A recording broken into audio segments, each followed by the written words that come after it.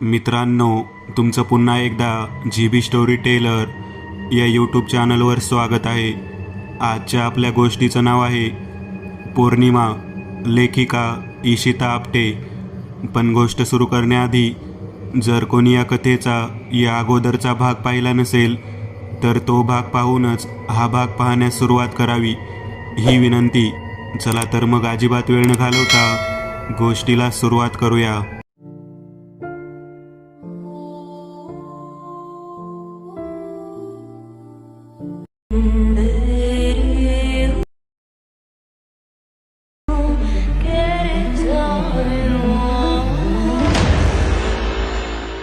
सोनल हळूहळू शुद्धीवर येत होती. ती भानावर आली तशी तिने आजूबाजूला पाहण्यासाठी मान वळवली आणि तिच्या डोक्यात प्रचंड वेदनेच्या मुंग्या उठल्या. हवेत एक प्रकारचा मास जळत असल्यासारखा उग्र दर्प पसरला होता. श्वास घेतानाही तिला प्रचंड त्रास होत होता. तशातच तिने हातपाय हलवायचा प्रयत्न केला आणि तिला जाणवलं की तिचे हातपाय करकचून बांधले आहेत. थोडं जरी हालायचा प्रयत्न केला तरी घट्ट बांधलेल्या दोऱ्या काचत होत्या. आई ग, सोनलने विवळून आक्रोश केला. डोक्यात होणाऱ्या वेदना तिला सहन होत नव्हत्या. तिला पुन्हा भोळ आली. तिची शुद्ध हरपण्याआधीच तिच्या कानावर अस्फुट शब्द पडले. स्वामी, सगळी तयारी पूर्ण होत आली आहे. आज अमावस्या, ठीक 15 दिवसांनी पौर्णिमा. साधनेच्या शेवटच्या टप्प्याची सर्व सामग्री आणली आहे. स्वामी, यावेळी आम्ही नक्की यशस्वी होणार ना? इकडे सोनल शुद्धीवर राहण्याचा पुरेपूर प्रयत्न करत होती. तिने आजूबाजूला पाहिलं. दाट काळोख पसरला होता. काही क्षणात तिची नजर काळोखाला बरीचशी सरावली. तिने आपण कुठे आहोत याचा अंदाज घेण्याचा प्रयत्न केला, पण तिला काहीच लक्षात येईना. ती पूर्णपणे अनोळखी भागात होती. ते मैदान होतं की एक अतिशय विस्तीर्ण दालन, तिला काहीच कळेना. तिने अतिशय कष्टाने आवाजाच्या रोखने मान फिरवली. समोरचं दृश्य पाहून तिचे डोळे विस्फारले. तिच्या डाव्या बाजूला काही अंतरावर एक महाकाय भिंत होती. त्या भिंतीवर कसल्याशा विचित्र भयानक खुणा रेखाटल्या होत्या. एक मोठा षटकोन होता. त्याच्या मध्यभागी एक चक्र आणि षटकोन यांना जोडणारे बाण. मधल्या रिकाम्या भागात आगम्य भाषेत चितारलेल्या खानाखुणा. सोनलने सभोवताल नजर फिरवली आणि काय काय दिसते आहे याचा अंदाज घ्यायचा प्रयत्न केला. तिने जे काही पाहिलं त्याने मात्र ती अतिशय भयभीत झाली. थरथर कापू लागली. त्या भिंतीवरच्या आकृतीसमोर एका उंचवट्यावर मानवी पुतळा असावा त्याप्रमाणे तो मांडी घालून बसला होता. एका बाजूने त्याच्या अंगावरची चामडी लोंबत होती आणि जुन्या जीर्ण वस्त्राने देह झाकला होता. डोळ्यांच्या खोबण्यामध्ये मात्र हिरवट प्रकाश चमकत होता. त्याच्या समोर एक व्यक्ती पाठमोरी उभी होती. 400 वर्ष वाट पाहतो आहे मी. दूर अंतरावरून यावेत त्याप्रमाणे खोल घोगऱ्या आवाजात एक एक शब्द सोनलच्या कानावर पडत होते. सोनल लक्षपूर्वक ऐकण्याचा प्रयत्न करू लागली. स्वामी, ह्यावेळी विजय आपलाच होणार. हा आवाज पाठमोऱ्या उभ्या असलेल्या व्यक्तीचा होता. सोनलला हा आवाज ओळखीचा वाटू लागला. ती व्यक्ती उत्साही स्वरात बोलू लागली, कारण बलिविधीसाठी बळी आपल्या ताब्यात आहे आणि आपला प्रतिस्पर्धी आपण निर्माण केलेल्या भ्रमाच्या जाळ्यात पूर्णपणे फसला होता. पुन्हा तोच खोल आवाज, पण आता आवाजात प्रचंड संताप होता. भ्रमाचा भोपळा फुटला आहे म्हणजे? स्वामी, पण हे अशक्य आहे. ती पाठमोरी व्यक्ती बेदरलेल्या स्वरात म्हणाली. राजेश मामा, हो, तोच आहे हा. तसाच आवाज आणि पाठमोरा पाहिला तर दिसतोही तसाच. सोनलच्या पाठीतून एक थंड शिरशिरी गेली. राजेश्वर, जरा आकाशात पहा. आपलं सैन्य समीप आलंय. पण मला ऐकू येत आहेत त्या विजयाच्या आरोळ्या नाहीत, तर वेदनेच्या किंकाळ्या. त्या खोल आवाजातले हे शब्द हवेत विरतात न विरतात तोच 5-50 जखमी वागळं त्या दोघांच्या समोर कोसळली. विचित्र आवाजात सुरू असलेल्या त्यांच्या कलकलाटाने राजेश्वर दचकून मागे सरकला आणि तेवढ्या शेजारी असलेल्या मशालीचा प्रकाश त्याच्या चेहऱ्यावर पडला. तो चेहरा पाहिल्यावर सोनलच्या मनातला संशय पूर्णपणे दूर झाला. हो, हा राजेश्वर म्हणजे तिचा राजेश मामाच होता. त्या वागळा पाठोपाठ एक माणसाचं दूडही खाली कोसळलं. जमिनीवर पडल्या पडल्या ते दूड वेदनेने विवळलं. ही त्याच्या जिवंत असण्याची खून पाहून राजेश्वर पुढे सरसावला. मात्र क्षणार्धात चेहरा फिरवून माघारी आला. शाबास, किमान शत्रूचा एक मोहरा घायाळ करून त्याला ओलीस घेऊन आलात. शाबास माझ्या पट्ट्यांनो. असं म्हणत हिरव्या डोळ्यांचा तो अतिशय कष्टाने उंचवट्यावरून खाली उतरला. सोनल मोठ्याने किंचाळली, कारण तो खाली उतरला तसं त्याच्या अंगावर पांघरलेलं वस्त्र खाली घरंगळलं आणि समोर दिसणारं दृश्य अतिशय किळसवाणं होतं. त्या शरीराच्या डाव्या बाजूने अंगावरच्या मांसाचे गोळे जळत होते. त्यातून रक्त आणि पू वाहत होता. त्याची घाण दुर्गंधी पसरली होती. चेहरा डाव्या बाजूने पूर्ण भिजला होता. गालाची हाडं दिसत होती. डोळ्याच्या जागी मात्र खोबण्या होत्या आणि त्यातून बाहेर पडणारा तो हिरवा प्रकाश. सोनलचा आवाज ऐकल्यावर त्या हिरव्या प्रकाशाला लाल छटा येऊ लागली. ते हिरवे डोळे आता सोनलवर रोखले होते. त्या प्रखर हिरव्या प्रकाशात आपलं सारं शरीर भाजून निघत आहे असं सोनलला वाटत होतं. त्या असह्य वेदनांनी सोनल आक्रोश करत होती. स्वामी, ते आपली बळीची कुमारी आहे. खालमानीने राजेश्वर पुटपुटला. राजेश तू? जमिनीवर पडलेल्या त्या व्यक्तीच्या तोंडून एकाच वेळी संताप आणि आश्चर्य उद्गार निघाले. तो आवाज ऐकला मात्र आणि वेदनेने विवळणाऱ्या सोनलने क्षणभर वेदना विसरून आवाजाच्या दिशेने पाहिलं आणि समोर जखमी अवस्थेत पडलेल्या व्यक्तीला पाहून बाबा अशी अस्फुट हाक तिच्या तोंडून बाहेर पडली. मात्र दुसऱ्या क्षणी सोनल बेशुद्ध पडली. तिने सांजेची वेळ. नाडकर्णी वाड्याभोवती घुबडांचे गुदकार ऐकू येत होते. रातकिड्यांची किरकिर सुरू झाली होती. वाड्याच्या दिशेने जाणाऱ्या रस्त्यावरच्या दिव्यांचा प्रकाश जणू मिनमिनता झाला होता. खरं तर वाड्याभोवती पसरलेल्या गडद हिरव्या काळोखाने आजूबाजूचा प्रकाश शोषून घ्यायला सुरुवात केली होती. वाड्याची लाईट केव्हाची गेली होती. दिंडी दरवाजावर आड्याला एक वटवाघूळ लटकले होते. त्याची अधूनमधून होणारी फडफड वाड्याच्या आवारातील स्मशान शांतता भेदून टाकत होती. सविताबाईंनी कसाबसा तुळशीपाशी दिवा लावला आणि त्या भेदरलेल्या अवस्थेतच जपजप आतल्या दिशेला वळल्या. 4 पावलं पुढे गेल्या आणि कसल्याशा विचाराने त्यांनी फिरून मागे वळून पाहिलं तर तुळशीसमोर लावलेल्या दिव्यांची ज्योत फडफड करत अचानक विझली. आजूबाजूला मात्र वाऱ्याची साधी झुळूकही नव्हती. सविताबाईंच्या काळजात धस झालं. त्या जीवाच्या आकंताने उपाध्यांच्या खोलीकडे धावल्या. गडद होत जाणारी हिरवी काळी सावली वाड्याभोवती आपले पाश आवळत चालली होती. फक्त उपाध्यांच्या खोलीतून पेटत असलेल्या हवनकुंडातील पिवळ्या लाल ज्वालांचाच काय तो प्रकाश वाड्यात शिल्लक होता. वाड्यात रक्त गोठवणारा गारठा पसरला होता. सविताबाई धापा टाकत हवनकुंडासमोर येऊन बसल्या आणि उपाध्यांच्या तोंडून निघालेल्या ओंकाराचा दीर्घनाद संपूर्ण नाडकर्णी वाड्यात घुमला. पाठोपाठ बाहेर घुबडांनी घुतकार केला. गुरुजी, मला फार भीती वाटते. सविताबाईच्या तोंडातून शब्द फुटत नव्हते. उपाध्यांनी पुन्हा एकदा ओंकार करून शांती मंत्रपठणाला सुरुवात केली. मंत्रपठण सुरू होताच हळूहळू त्या खोलीतील ताण कमी होत गेला. सविताबाई सावरून बसल्या. गेल्या 7 दिवसात त्यांनी काय पाहिलं होतं, सहन केलं होतं ते आठवून त्यांच्या अंगावर सरकन काटा उभा राहिला. दिवसा रात्री कधीही घरात वावटळ शिरायची. घरातल्या वस्तूंची उलतापालत व्हायची. मध्येच अंगणात झाडांना आग लागायची. पाणी टाकायला जावं तर आग अजून भडकायची. एकदा तर सविताबाईंचा पदर जळता जळता वाचला होता. वाडा भग्नावस्थ बनला होता. रात्रीच्या वेळी सोनल किंवा शरदराव हाका मारत असल्याचा त्यांना भास व्हायचा. या सगळ्या प्रकाराला त्यांनी धीराने तोंड द्यायचा प्रयत्न केला होता, कारण याची पुसटशी कल्पना ध्यानाला बसण्याआधी उपाध्यांनी त्यांना दिलीच होती. मात्र आज ध्यानाचा शेवटचा दिवस आणि तुळशीसमोर लावलेला दिवा विझला तेव्हा सविताबाईंचा धीर सुटला. उपाध्यांनी मात्र गेले 7 दिवस स्वतःला खोलीत बंद केलं होतं. 7 दिवस त्यांनी ध्यानधारणा चालू केली होती. त्याचं तेज त्यांच्या मुखावरून ओसंडून वाहत होतं. त्यांच्या गुरूंच्या मार्गदर्शनाखाली त्यांनी पुढे येणाऱ्या प्रसंगाला सामोरे जाण्याची परिपूर्ण तयारी केली होती. पण आज ध्यानाच्या वेळी त्यांनी जे दृश्य पाहिलं त्याचा त्यांना धक्का बसला होता. 100 वर्षापूर्वी पराकाष्ठाने रोखण्यात आलेला हा सैतानी खेळ अतिशय जवळच्या भावनिक आणि रक्ताचे संबंध असलेल्या व्यक्तीने सुरू केला होता. आणि हे आता एकट्या पडलेल्या सविताबाईंना सांगणं आणि फक्त सांगणंच नाही तर त्या व्यक्तीविरुद्ध लढण्याची त्यांची मानसिक तयारी करणं हेच उपाध्यांसमोर मोठं आव्हान होतं. सविताबाई, कदाचित या प्रकरणात आपल्या सोनलचा बळी जाऊ शकतो. सविताबाई सारा धीर एकवटून उपाध्यांच्या तोंडून निघणारा एक एक शब्द काळजीपूर्वक ऐकत होत्या. कदाचित शरदराव परतणार नाहीत.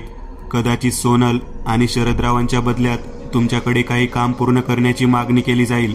कदाचित माझ्या नकळत तुम्ही माझी हत्या करावी असेही सुचवले जाईल. तुम्हाला अतिशय सावध राहावं लागणार आहे. सविताबाईंचे हातपाय गारठायला लागले. सोनल आणि शरदरावांचा चेहरा त्यांच्या समोर तरळला. त्यांनी पुन्हा उपाध्यांकडे पाहिलं. पण माझ्याकडूनच का आणि कोण करून घेणार हे? सविताबाईंचा धीर सुटत चालला होता. त्या प्रचंड घाबरल्या होत्या. मन घट्ट करून ऐका सविताबाई, उपाध्यांच्या आवाजाला धार आली होती. हे सारं करणारा तुम्हाला या पापामध्ये सहभागी व्हायला लावणार हा तुमचा सक्का लहान भाऊ राजेश आहे. काय? सविताबाईंना हे ऐकून फार मोठा धक्का बसला होता. हो सविताबाई, हेच सत्य आहे या सगळ्या प्रकरणात. त्याचा पुढचा शिलेदार म्हणजे 100 वर्षानंतर होणाऱ्या या विधीचा करता हा सर्वस्वी तुझा भाऊ राजेश आहे. सविताबाई दिगमूढ झाल्या. त्या दिवशी उपाध्यांनी भाकीत केल्याप्रमाणे गेले 3 दिवस सविताबाईंना अतिशय चित्रविचित्र अनुभव येत होते. त्यांना स्वप्नात शरदरावांचा छिन्नविछिन्न देह दिसला, तर सोनलला झाडावर लटकून ठेवल्याचाही भास झाला. काल संध्याकाळी तर त्या दुष्टशक्तीच्या प्रभावाने थेट उपाध्यांच्या अंगावर धावून गेल्या होत्या. मात्र सावध असलेल्या उपाध्यांनी तो हल्ला चुकवला आणि मंत्र सामर्थ्याच्या जोरावर सविताबाईंना शुद्धीवर आणलं. आज सकाळपासून मात्र वातावरण जरा प्रसन्न वाटत होतं. उपाध्यायही त्यांना धीर देत होते. मात्र सोनल आणि शरदरावांची आठवण सविताबाईंना स्वस्थ बसू देत नव्हती. पुढे काय होणार हा प्रश्न सविताबाईंना आणि उपाध्यांना दोघांनाही भेडसावत होता. 3 सांजा झाल्या. सविताबाईंनी तोंडातल्या तोंडात रामरक्षा पुटपुटत तुळशीपुढे दिवा ठेवला. खरं तर आपल्या आयुष्यात असा चहूबाजूने अंधार पडत असताना तुळशीसमोर तरी का दिवा लावला असा विचार त्यांच्या मनात येऊन गेला. मात्र कसला अभद्र विचार, असं म्हणत त्या तुळशी वृंदावनाला नमस्कार करून वळल्या. मात्र एवढ्यात त्यांना त्यांच्या पायाखालची फरशी हालत असल्याचा भास झाला. काही क्षण त्या थबकल्या. त्या घरात जायला वळणार एवढ्यात पुन्हा एक त्यांना तसाच धक्का जाणवला. त्या खाली वाकल्या. तुळशी समोरच्या त्या जुनाट झालेल्या फरशा सिमेंट सुटल्यामुळे हालत असाव्यात असंही त्यांना वाटलं. म्हणून त्यांनी पायाखालची फरशी नीट निरखून पाहिली. त्यांना जाणवलं की कोणीतरी खालून धक्का द्यावा त्याप्रमाणे फरशी हालत होती. त्या उपाध्यांच्या खोलीच्या दिशेने धावल्या. उपाध्याने अभिमंत्रित विभूती त्या फरशीभोवती पसरली आणि पहार घेऊन त्या फरशीच्या कडेचं सिमेंट उकरण्याचा प्रयत्न ते करू लागले. फरशी मोकळी केली. त्यांनी फरशी हलवण्याचा प्रयत्न केला. फरशी हालत होती पण जागची सरकत नव्हती. सविताबाई भयमिश्रित उत्सुकतेने पाहत होत्या. उपाध्ये सर्व शक्तीनिशी प्रयत्न करत असताना अचानक फरशी थोडीशी उजव्या बाजूला सरकली. फरशी सरकते आहे हे पाहून उपाध्ये सावध झाले. उपाध्याने अधिक जोर लावून फरशी उजव्या बाजूला सरकवली. 1-2 प्रयत्नात फरशी पूर्णपणे सरकली. त्यांचे डोळे विस्फारले, कारण फरशी खाली एक गुप्त मार्ग होता. एव्हाना खालून बसणारे धक्के थांबले होते. बॅटरीच्या प्रकाशात खाली काही दिसतं का ते पाहण्याचा प्रयत्न त्यांनी केला. मी खाली उतरतो असं म्हणत उपाध्ये आत शिरले. बराच वेळ झाला. खालून काहीच आवाज येत नाही कसा, असा काहीसा विचार सविताबाई करत असतानाच त्यांना त्या भुयारातून बॅटरीचा प्रकाश दिसू लागला. थोड्या वेळात उपाध्ये बाहेर आले आणि पुन्हा त्यांनी आत वाकून कोणाला तरी बाहेर काढलं. ते शरदराव होते. पाठोपाठ उपाध्ये पुन्हा आत गेले आणि काही वेळात परत बाहेर आले. यावेळी त्यांनी सोनलला बाहेर आणलं. त्या दोघांनाही पाहिल्यावर सविताबाईंच्या आनंदाला पारावर राहिला नाही. त्यांनी पटकन सोनलला छातीशी कवटाळलं. उपाध्ये आणि सविताबाईंनी दोघांना आत आणलं. सोनलला नीट झोपवलं. जखमी शरदरावाचं सारं शरीर ठणकत होतं. त्यांना उपाध्यांनी कसलासा काढा प्यायला दिला. सविताबाईंना बसण्यासाठी खून केली. ते स्वतः जमिनीवर आपलं आसन घालून त्यावर बसले आणि आपल्या झोळीतून जीर्ण कागदाचं बाड काढून त्यांनी समोर ठेवलं. त्यांच्या गुरुजींनी दिलेली ती पोथी होती. आपल्या गंभीर आवाजात ते वाचू लागले. दर 100 वर्षातून एकदाच ती पौर्णिमा येते. त्या रात्री ठीक 12 वाजता ग्रहांची आणि नक्षत्रांची एक विशिष्ट स्थिती असते. संध्याकाळच्या मुहूर्तावर साधनेला सुरुवात करायची. हवनकुंड तयार करायचं. त्यानंतर जो साधक असेल त्याने चांदीच्या सुरीने आपल्या उजव्या हाताच्या तळव्यावर असलेल्या आयुष्य रेखेवर छेद घेऊन त्यातून सांडणाऱ्या रक्ताची धार हवनकुंडात सोडायची. हवनकुंड प्रज्वलित झालं की हातातून सांडणारे रक्ताची धार थांबणार. ह्या हवनकुंडाची जागा अशी निश्चित करायची की रात्री 12 वाजता पौर्णिमेच्या पूर्णचंद्राची किरणं थेट त्या कुंडात पडतील. त्यानंतर महत्त्वाचा विधी, बलिविधी. 16 वर्षीय नवयौवना कुमारिका हे विशेषणे जी मुलगी सार्थ ठरेल तीच बलीसाठी योग्य. 12 वाजता पूर्णचंद्राची किरणं हवनकुंडात पडली की त्याच वेळी बलीचं मुंडकं. वाजता वाजता उपाध्यांच्या अंगावर शहारे उमटले. उपाध्ये थांबले. त्यांनी पोथी मिटून ठेवली. ते शरदराव आणि सविताबाई यांच्याकडे पाहत म्हणाले, हा विधी पूर्ण झाला तर अनर्थ होणार. सृष्टीचक्र उलटेल. मृत्यूवर पाशवी शक्ती विजय मिळवेल. त्र्यंबक शास्त्रींना पुन्हा नवीन शरीर मिळेल. तुमच्या भावाला घातक आणि संहारक सामर्थ्य प्राप्त होईल. त्यानंतर कदाचित या गावावर स्मशानकळा पसरेल. कदाचित नंतर काय काय घडेल हे पाहायला आपण जिवंत असू किंवा नाही काही सांगता येत नाही.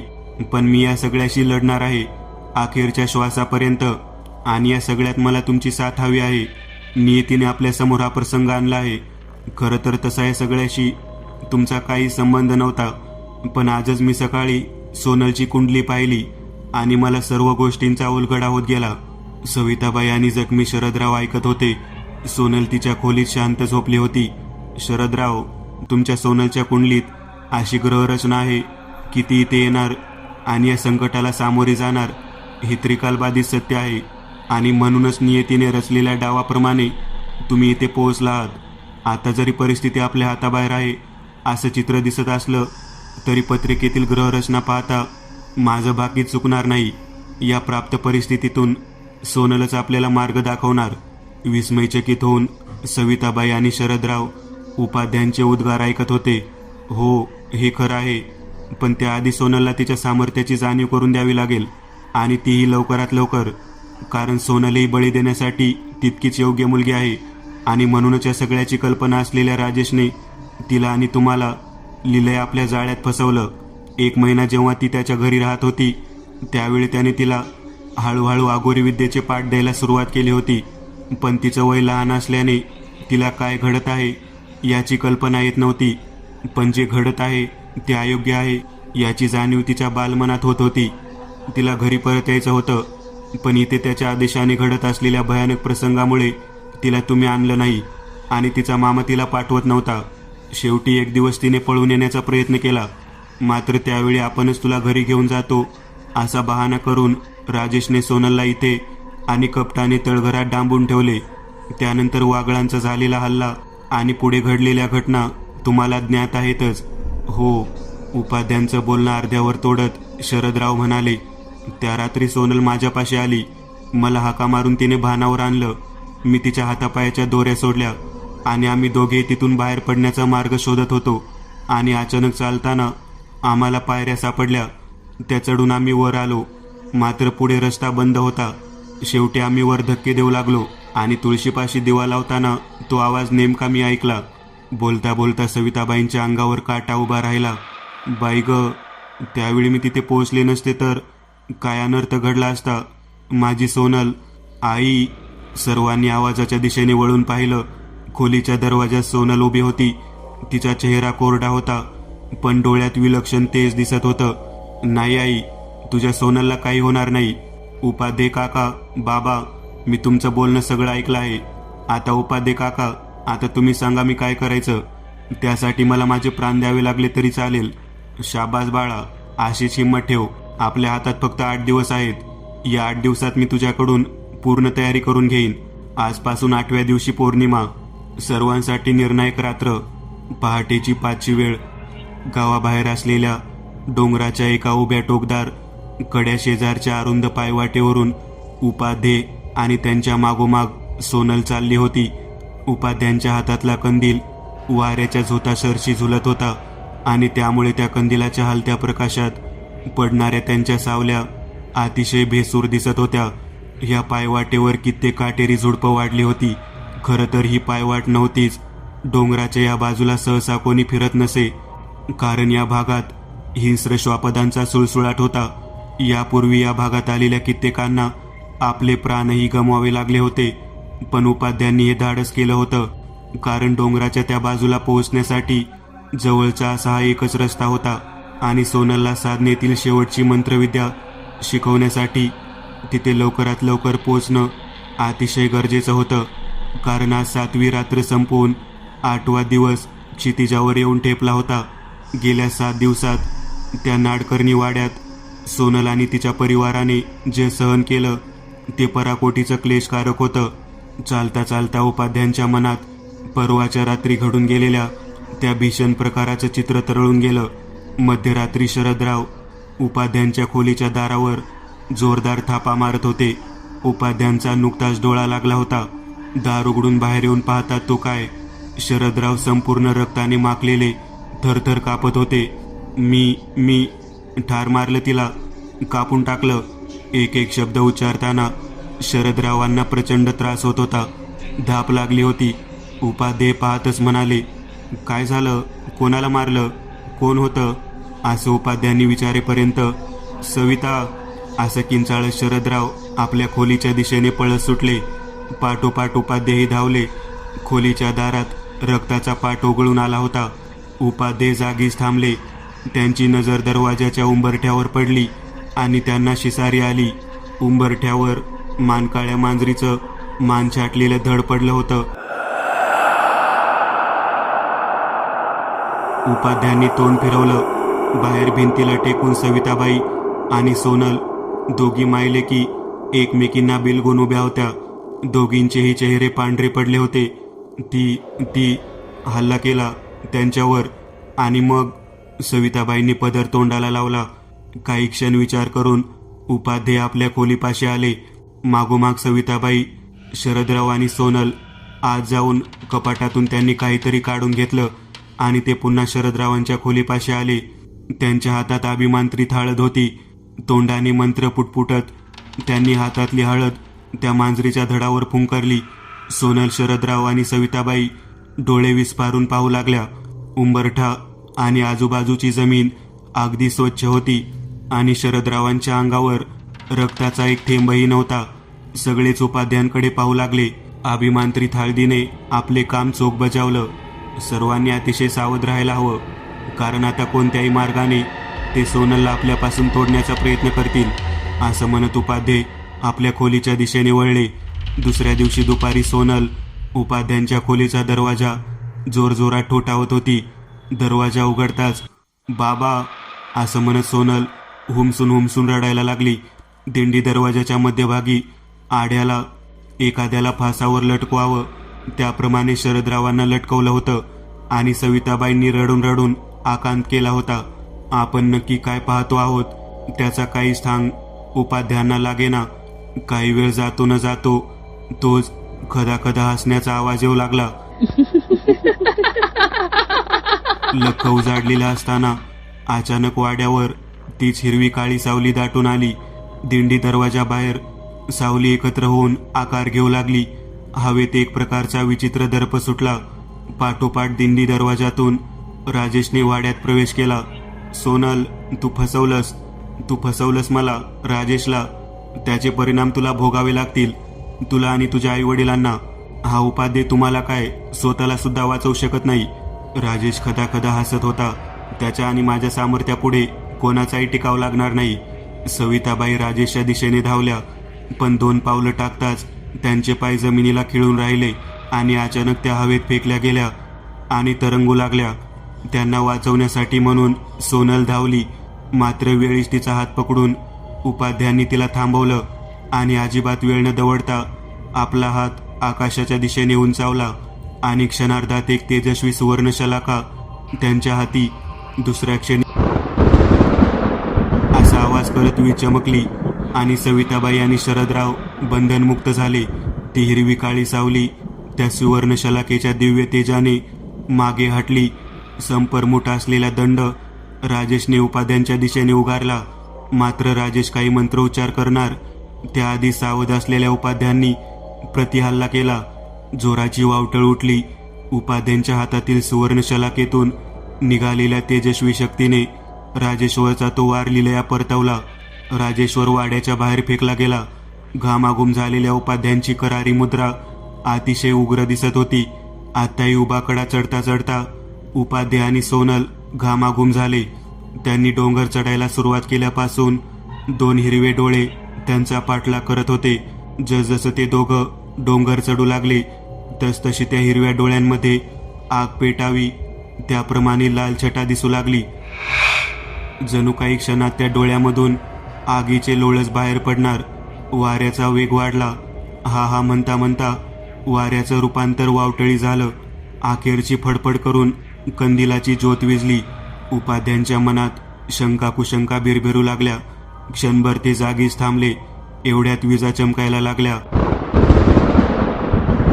त्यात भर म्हणून की काय अवकाळी पाऊसही कोसळायला लागला. धीर करून दोघे पुढे जायला निघाले. एवढ्या शेजारच्या झाडाची फांदी मोडून पडली. उपाध्ये थोडक्यात बचावले. आता मात्र काय चाललं आहे याची कल्पना उपाध्यांना आली होती. माझा हात घट्ट पकड. या तुफानाला चकवा देऊन आपल्याला पुढे जायला हवं. एक छोटीशी चूक देखील महागात पडू शकेल. असं म्हणत उपाध्ये वेगाने चालू लागले. पाऊस कोसळतच होता. विजांचा लखलखाट, ढगांचा कडकडाट वाढत होता. पूर्वेला तांबडं फुटत असतानाच उपाध्ये आणि सोनल हिरव्या काळ्या सावलीने चारही बाजूने घेरायला सुरुवात केली. दोघं जागीच थांबले. सोनलने काळोख वाढत चालला होता. अरविंदा, आता तुझी पाळी. गेल्या 500 वर्षात राघव शास्त्रींच्या प्रत्येक अन्वयाने प्रयत्नांची शिकस्त केली आणि हाकनाक आपले प्राण गमावले. आणि आता तू, उद्याची रात्र तुझ्यासाठी काल रात्र ठरणार. हा आवाज त्र्यंबक शास्त्रींचा होता. आणि त्या पाठोपाठ सोनल आणि उपाध्यांभोवती आवळत चाललेल्या त्या हिरव्या काळ्या सावलीमध्ये तेच हिरवे डोळे चमकले. उद्याची पौर्णिमेची रात्र माझं स्वप्न साकार करणार. इतक्या वर्षांची प्रतीक्षा संपणार. तुला तुझा जीव प्यारा असेल तर मुकाट्याने सोनलला माझ्या हवाली कर आणि निघून जा.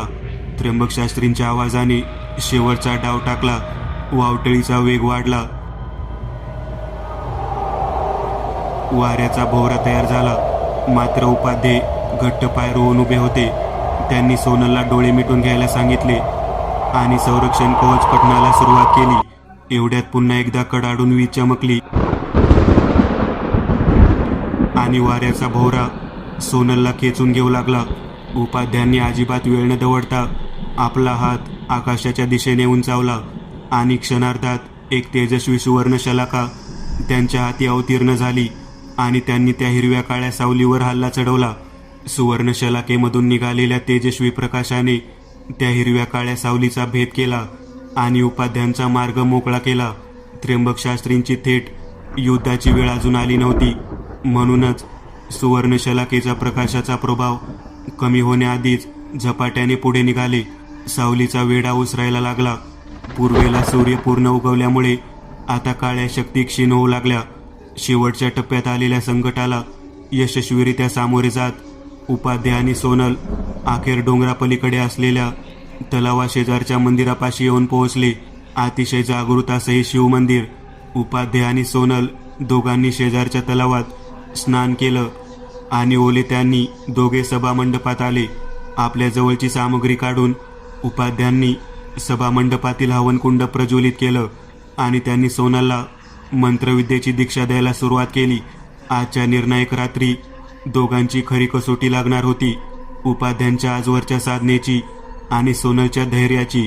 दिवे लागणीची वेळ झाली होती. नाडकर्णी वाड्यात शांतता पसरलेली. झाडाचं पान देखील हालत नव्हतं. दिंडी दरवाजापाशी सविताबाई आणि शरदराव दोघेही सोनल आणि उपाध्यांच्या वाटेकडे डोळे लावून बसले होते. उपाध्ये आणि सोनलने डोंगर उतरायला सुरुवात केली. उपाध्यांच्या चेहऱ्यावर थोडासा थकवा जाणवत होता, पण सोनलच्या चेहऱ्यावर अपूर्ण तेज झळकत होतं. काळोख दाटून यायला लागला तसं पोरीच्या काळजीने सविताबाईंचा जीव कासावीस व्हायला लागला. गेले कित्येक दिवस भीतीच्या छायेखाली वावरणारे शरदराव अंगणात फेऱ्या मारत होते. उपाध्ये अतिशय सावधतेने पावले टाकत वाड्याच्या दिशेने निघाले होते. एक वळण पार केलं की समोर वाडा आता नक्की आपल्यासमोर काय चित्र असेल आणि आपल्याला कशाचा सामना करावा लागेल अशा विचारात मग्न होऊन सोनल चालत होती. मात्र तिच्या मनात भीतीचा लवलेशही नव्हता. एवढ्यात अचानक सोसाट्याचा वारा सुटला.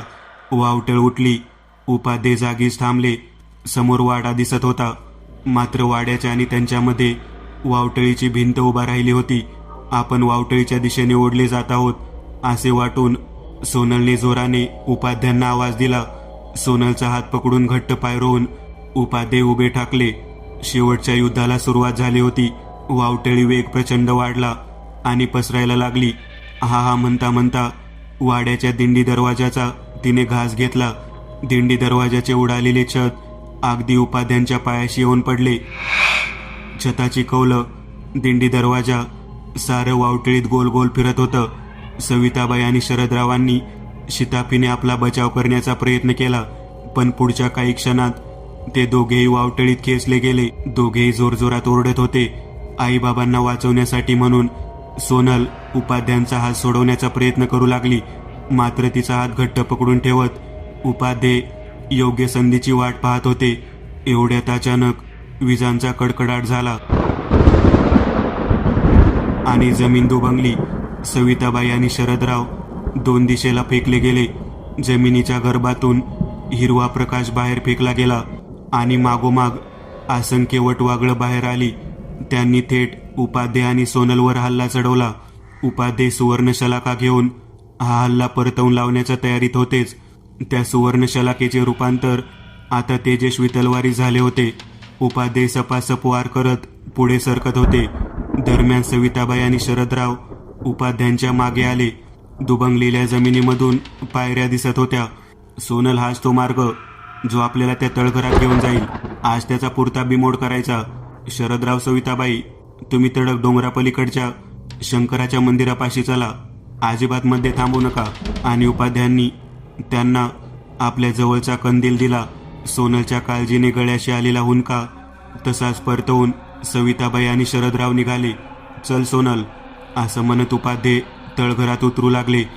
पण पहिल्याच पायरीवर काळसर हिरव्या धुरामधून निर्माण झालेल्या अतृप्त पिशाच्य आणि आत्म्यांनी त्यांना घेरले.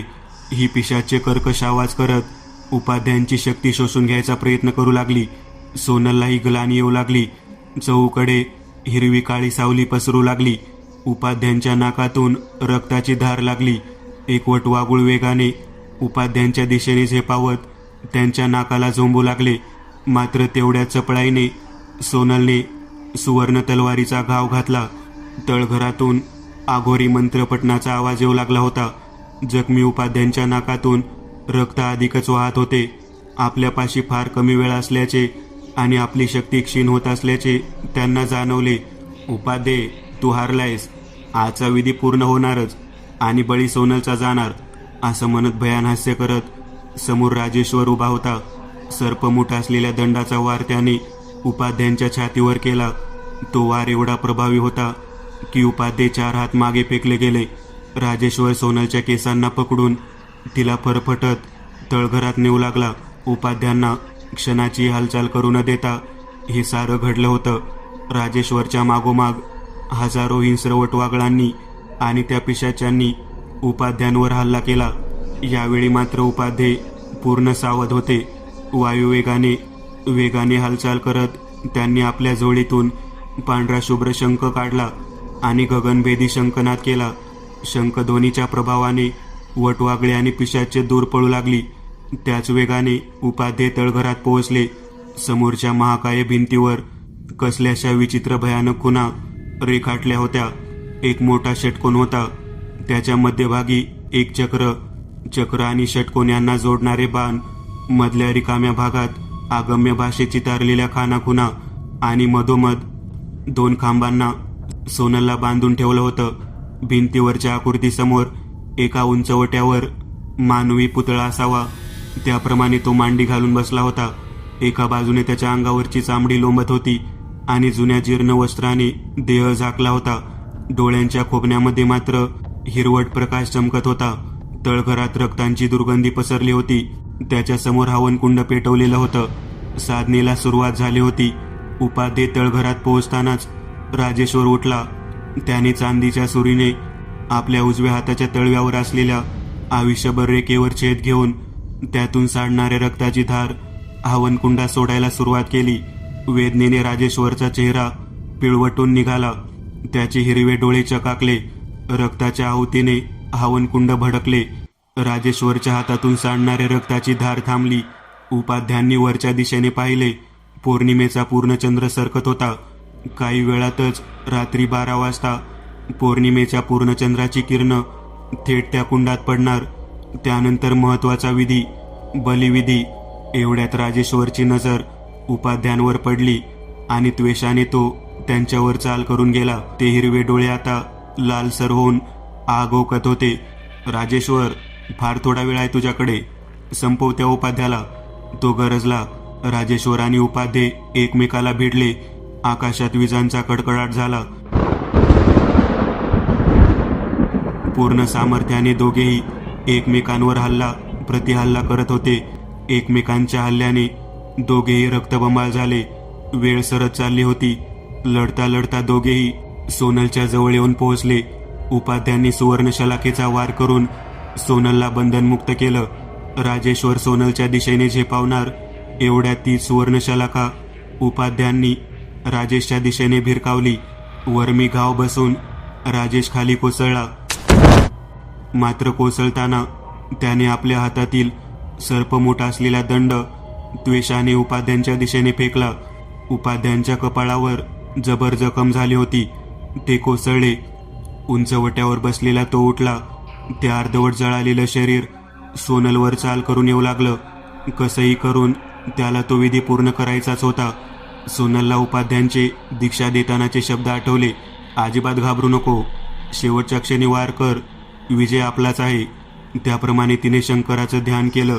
एक एक ओळ निर्धाराने उच्चारत ती ठामपणे त्याच्या दिशेने सरकत होती. वेळ संपत होती. दोघेही हवनकुंडाजवळ पोहोचले आणि निर्णायक क्षणी दोघांनी एकाच वेळी कुंडाच्या शेजारी ठेवलेल्या चांदीच्या तलवारीवर हात घातला आणि शेवटची किंकाळी फोडून रक्ताचा सडा टाकत मुंडका हवनकुंडात जाऊन पडलं होतं. पौर्णिमेच्या मध्यरात्रीच्या पूर्णचंद्राची किरणं हवनकुंडात पडली आणि कुंड धडाधडा पेटू लागलं. सोनलचं शरीर रक्ताने माखलं होतं. तिची नजर कुंडात जळणाऱ्या त्याच्या हिरव्या डोळ्यांवर स्थिरावली होती. तिचं शरीर अजूनही थरथरत होतं. तिने आपल्या हातातील चांदीची तलवार त्या कुंडात भिरकावली. उपाध्यांनी अलगतीच्या खांद्यावर हात ठेवून तिला धीर दिला आणि ते दोघे तळघरातून बाहेर पडले. मागोमाग तळघरात प्रचंड मोठा विस्फोट झाला. इकडे बाहेरही त्याचा आवाज ऐकू आला. सगळीकडे धुळीचे लोट उठले होते. आसपासच्या घरातले, वाड्यातले लोक तावदानं खिडक्यामधून काही दिसतं का ते पाहण्याचा प्रयत्न करत होते. डोंगरापलीकडे मंदिरात दमून पोहोचलेल्या शरदरावांना आणि सविताबाईंनी तो भीषण आवाज ऐकला होता. त्या कंपनामुळे तेही घाबरले होते. शरदराव, अगं तू ठीक आहेस ना? रडदाबत सविताबाईंनी होकार दिला. पण काळजात चर झाले होते. खाली काय घडलं असेल? त्यांचं रडू थांबत नव्हतं. आई, आव सोनल बोलावते, ते बघा ऐका. अगं सावर स्वतःला. पण सविताबाई काही शांत होईनात. मनात शंका येत होत्या. अखेर त्या म्हणाल्या, काही झालं तर नसेल ना हो तिला? आणि राजेश? शरदराव आपल्या बायकोला धीर देत म्हणाले, हे बघ, उपाध्ये आहे तिच्यासोबत, काही होणार नाही तिला. अगदी तो राजेशही काही करू शकणार नाही. एवढ्या समोरून येणाऱ्या दोन आकृत्यांकडे सविताबाईंनी शरदरावांचं लक्ष वेधलं. ते दोघं जखमी झाले होते खरे, पण वाड्यावरचं संकट पूर्णपणे संपलं होतं. तो निघून गेला होता.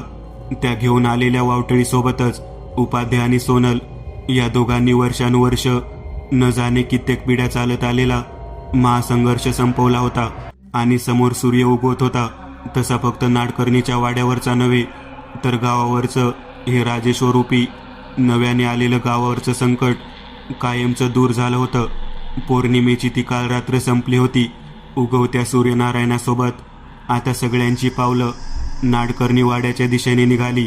आता येणारी प्रत्येक पौर्णिमा सगळ्यांसाठी निश्चित असणार होती. म्हणतात ना, उष्यकाल होतोच. आणि सोनलच्या मनात मात्र अजूनही काही प्रश्न होते. उपाध्ये मध्येच थांबले. काका, काय झालं? काही नाही सोनल, तूच सांग. तो गेला खरा, पण तो परत नाही ना येणार? सांगा ना. यावर हसत उपाध्ये म्हणाले, चल, वाड्याची शुद्धी करायला हवी. आणि वावटळ म्हणशील तर नाही माहिती येईल की नाही ते, कारण पाताल देवांना अंत नसतो. हा त्याचं मारुतीरायापुढे काही चालत नाही. ती सावली त्यातलाच एक प्रकार. आणि त्या वावटळीला, त्या हिरव्या सावलीला परतवून लावायला तो आहे ना समर्थ. मी एक नवीन चॅनल ओपन करत आहे. त्यावर तुम्हाला ॲनिमेटेड हॉरर स्टोरीज पाहायला मिळतील. त्या चॅनलची लिंक या व्हिडिओच्या डिस्क्रिप्शनमध्ये दिलेली आहे. चॅनलला सबस्क्राईब करायला विसरू नका. मित्रांनो, आज पुरतं एवढंच. तुम्हाला जर काही गोष्ट आवडली असेल तर नक्की लाईक करा. तुमच्यापैकी बरेचसे जण व्हिडिओ लाईक न करताच पळून जातात. पण हा जर व्हिडिओ तुम्ही लाईक केला तर मला जरा बरं वाटेल आणि असेच भारी भारी व्हिडिओ बनवायची माझ्यात एनर्जी येईल. त्यामुळे नक्की लाईक करा. आणि अजूनही कोणी या चॅनलला सबस्क्राईब केलेलं नसाल तर लगेच सबस्क्राईब करून टाका. आणि बाजूची घंटी ती मात्र दाबायला विसरू नका. देवाची घंटी आहे ती. चला तर मग पुन्हा भेटूया अशीच एक आगळी वेगळी गोष्ट घेऊन पुढच्या भागात.